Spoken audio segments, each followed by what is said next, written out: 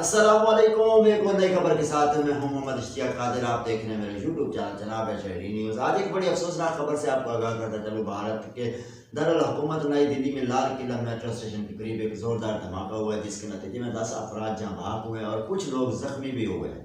भारतीय मीडिया के मुताबिक लाल किला मेट्रो स्टेशन के गेट नंबर 1 के करीब एक जोरदार धमाका हुआ है, जिसमें 10 अफराद जहां भाग हुए हैं और 24 लोग जख्मी भी हुए हैं।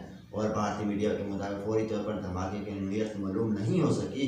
इस हवाले से मुतल्लिका इदारे तहकीकात कर रहे हैं, ये सिलेंडर धमाका था या दहशतगर्दी का हमला था।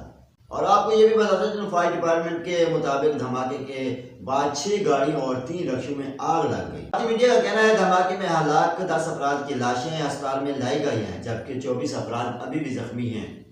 भारतीय अखबार हिंदुस्तान टाइम्स के मुताबिक एक सीनियर पुलिस अफसर ने बताया कि यह धमाका सड़क पर चलती हुई कार में हुआ है। इसके अलावा धमाके से मुतासरा अफराद में छर्रे से होने वाले जख्म भी रिपोर्ट नहीं हुए, अमूमन जो धमाकों में होते हैं। एक और सीनियर अफसर ने भारतीय अखबार को बताया कि जाए हादसे पर किल, छर्रे, तार या ऐसा कोई केमिकल दूसरा कोई मशकूक मलबा नहीं मिला। वाज़ेह है कि भारत की दारुल हुकूमत नई दिल्ली में लाल किला मेट्रो स्टेशन के करीब जोरदार धमाका हुआ, जिसमें 10 अफराद जाँ बहक और 24 अफराद जख्मी हुए हैं।